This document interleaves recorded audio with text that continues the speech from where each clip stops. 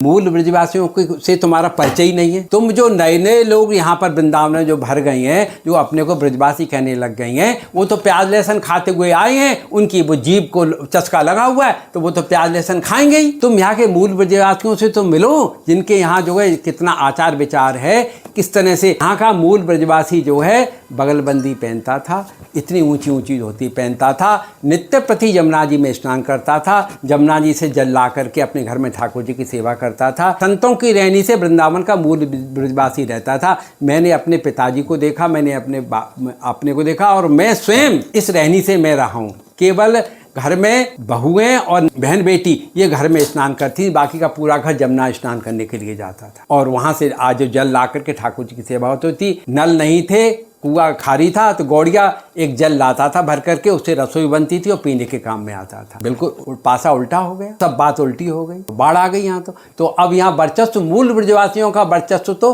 दब गया। वो तो जहाँ है वहीं है, उनके पास जो पूर्वजों का एक मकान या कुटिया थी वो उसी में है और उसी रहने से अपने ठाकुर जी की सेवा कर रहे हैं, अपनी जीविका चला रहे हैं और रह रहे हैं। और ये बाहर से आने वालों ने इन्होंने जो है अपना वर्चस्व बढ़ाते हैं, क्योंकि भागवत में बहुत धन मिलता है। बाहर से आने वाले कहते हैं कि हम किस लिए वृंदावन में आए, कि हम तो बिहार जी का दर्शन करेंगे, मंदिरों में दर्शन करेंगे और संतों का दर्शन करेंगे। तो दर्शन करके संतों के पास गए। संतों ने कभी ये नहीं कहा कि भाई यहाँ के मूल ब्रजवासी हैं। ब्रजवासी होना का साधारण सौभाग्य है क्या? श्री जी की बड़ी बहुत कृपा होती है, तब जाकर के ब्रजवास मिलता है, वृंदावन वास मिलता है, तब ब्रजवासी बनते हैं। लेकिन उनसे कोई नहीं। अब तो ये तो ब्रजवासी की तो काट शुरू कर दी, इनके पास मत जाओ, ये तो तुमको ठग लेंगे, ये तुमसे ऐसा कर लेंगे वैसा, ये बड़े झूठ बोलते हैं। बस उनकी उल्टी गिनती बुराई करना शुरू किया तो उनके बेचारे भोले भाले यात्री आते हैं, पलट गए। तो फिर वो या तो भागवताचार्य जी इन्होंने अपने यहाँ घुसा लिया या संतों ने घुसा लिया।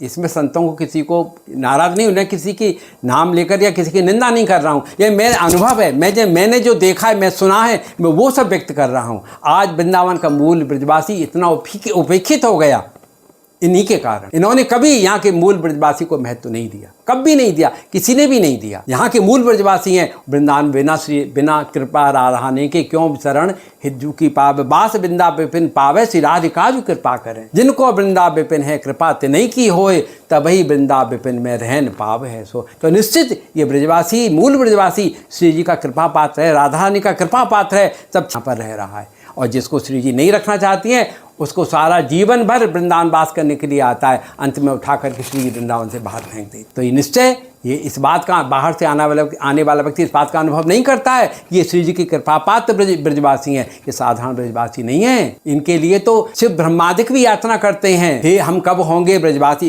व्यास जी कहते हैं, हरि हम कब होंगे ब्रजवासी, ठाकुर नंद किशोर हमारे ठकुराइन राधासी, कब मिली हैं बेसखी सहेली हरिवंशी हरिवासी, बंसी बच की शीतल छाया सुबग बह गए यमुनासी, इतनी आस व्यास की पुजबऊ। व्यास जी कह रहे हैं, उद्भट विद्वान वेद वेदांगों का पारंगत विद्वान कह रहा है इस बात को, इतनी आस व्यास की पुजबऊ के बिंदा विपिन बिलासी, हरि हम कब होंगे ब्रजवासी। उस मूल ब्रजवासी की बात को व्यास जी कह रहे हैं कि ऐसा सौभाग्य मुझे मिलेगा कि मैं ब्रजवासी बनूंगा। आज इस बात को न भागवत के कोई वक्ता कहता है और न संत कहते हैं। इन ब्रजवासियों के पास जाओ, इनके यहाँ की मधुकरी लो, तब जाके का आपको राधा रति मिलेगी, कृष्ण की भक्ति मिलेगी।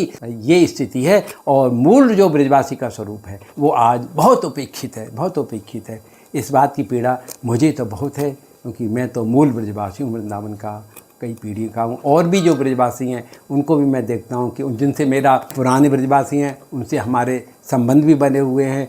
वो आज जितने सहज और सरल हैं, वो बेचारे कुछ बोलते नहीं हैं, कुछ नहीं बोलता। ब्रजवासी किसी की निंदा नहीं करता, मैं भी किसी की निंदा नहीं करता हूँ। किसी से मैं तो कभी व्हाट्सएप पे नहीं आता, फेसबुक में नहीं आता, और मैंने तो भागवत भी बहुत की और सब छोड़ दी मेरे अब, क्योंकि मुझे ये सब नहीं अच्छा लगा। इसमें सार नहीं है, ये सार नहीं।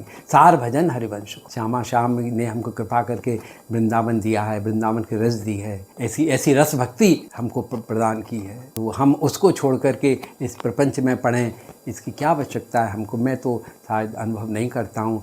और वृंदावन में यदि किसी को प्रपंच करना है तो भैया वृंदावन से बाहर जाके करो, ब्रज से बाहर जा कर के करो। वृंदावन में ये सब कुछ मत करो। वृंदावन की जो परंपराएं हैं, वृंदावन की जो रस भक्ति है, उसमें में जियो और उसी में सबको जीने दो। धर्म की आवाज चैनल को सब्सक्राइब अवश्य करें।